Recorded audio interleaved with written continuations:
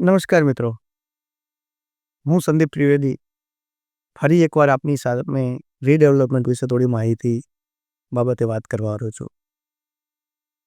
આ બેઝિકલી એવા લોકો માટેનો વિડીયો બનાવી રહ્યો છું કે જે લોકો રીડેવલપમેન્ટમાં સંમત છે, પણ જે નકારાત્મક લોકો 1-2%, 5% લોકો સોસાયટીની અંદર એક ન્યુસન્સ વેલ્યુ ક્રિએટ કરે છે, એમની સામે કેમ કંઈ બોલતા નથી. જે લોકો તમારા સપનાઓના દુશ્મન છે, તમારા સપનાના ઘરના દુશ્મન છે, તમારા બહુમત લોકોની જે હિત સાથેની પ્રક્રિયા છે, એને આ લોકો ક્યાંક ને ક્યાંક અવરોધરૂપ થઈ રહ્યા છે.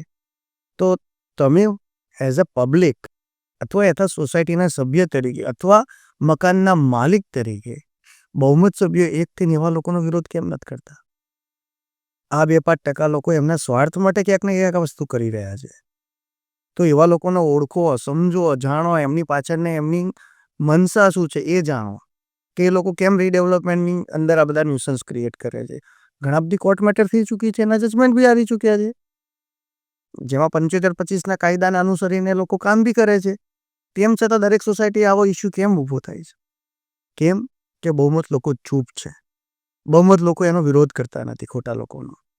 તો બહુમત લોકોએ એ કરવું જોઈએ, આગળ આવવું જોઈએ. તમારું મકાન છે, તમારું સપનું છે, તમારું ઘર છે, તો તમારે જ આગળ આવવું પડશે. તમારા માટે કોઈ બીજો નહીં આવે.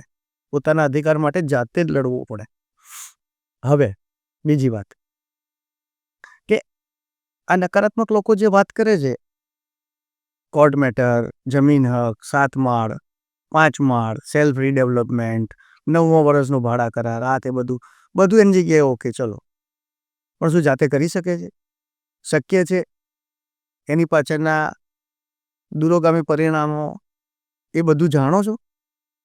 પબ્લિકને એ બી કોને ખોટું ગેરમાર્ગે દોરવા કરતા. આ બહુમત લોકો પાસે શું વકીલો નહીં હોય? એ લોકો સલાહ નહીં લઈ શકતા હોય?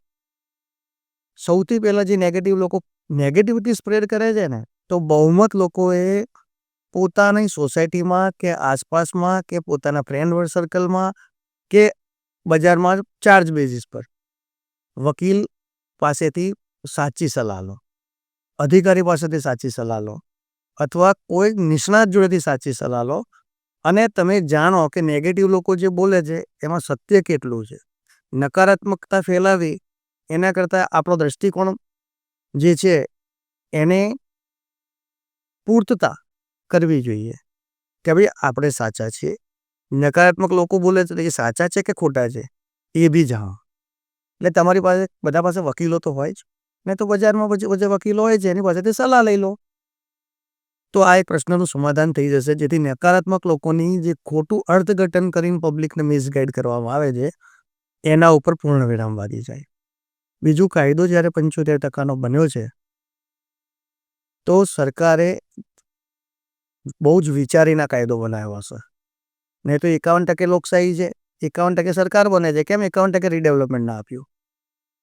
75% આપ્યું તેની પાછળ સરકારના ઘણી બધી ગણતરી હશે, ઘણા બધા લોજિક હશે, કારણ કે દરેકનું ઘરની મેટર છે.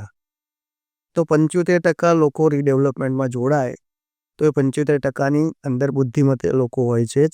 બૌદ્ધિક લેવલ એમનું ઊંચું હોય છે, વકીલ્સ હોય છે, પ્રોફેશનલ્સ હોય છે, ડૉક્ટર્સ હોય છે, ગવર્મેન્ટ સર્વન્ટ હોય છે. તે બધા જ જો રીડેવલપમેન્ટમાં જોડાતા હોય તો એની પાછળ એમનું કોઈક સારો ઉદ્દેશ હોય, એમની ગણતરી હોય અને એમનું એક બ્રોડ વિઝન હોય. તો એને ફોલો કરો, કારણ કે એ બધા જ લોકોને આધુનિક ડિઝાઇનનું, આધુનિક સ્ટ્રક્ચરનું, આધુનિક બાંધકામ જોઈએ છે. અને જો આ લેવા જશે બજારમાં તો એની કિંમત બહુ મોટી ચૂકવવી પડશે. એના કરતાં રીડેવલપમેન્ટ થકી એક લોટરીનો બેનિફિટ એનકેશ કરી એ લોકો રીડેવલપમેન્ટમાં જવા માગે છે. બાકી વકીલો ઘણી સોસાયટીમાં હતા જે હાઈકોર્ટ, સુપ્રીમ કોર્ટ સુધી લડી શકે એમ હતા, પણ એ લોકોને ખબર હતી કે કાયદાની અંદર છેવટે જે જોગવાઈ છે એ પ્રમાણે જ કામ થશે.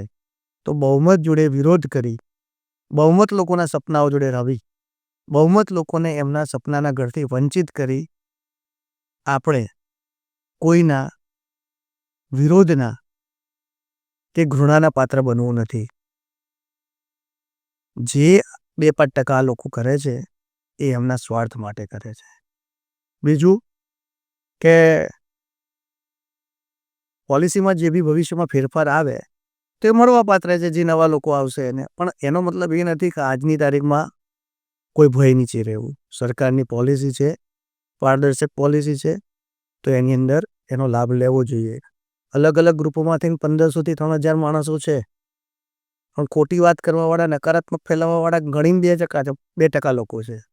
જે 5, 10, 15 જણા છે એ એમની ખોટી નેગેટિવિટી સ્પ્રેડ કરે છે, બાકી પોઝિટિવ લોકો તો ચૂપ જ છે. એનો મતલબ એ થયો કે બહુમત લોકો સમજે છે, સાંભળે છે, જાણે છે, પણ બોલતા નથી, એટલે નકારાત્મક લોકોને પ્રોત્સાહન મળે છે. નકારાત્મક લોકોનો વિરોધ કરો, ખુલ્લેઆમ કરો, કારણ કે આ જ લોકો તમને તમારા સપનાઓથી દૂર રાખી રહ્યા છે. જય શ્રી રામ.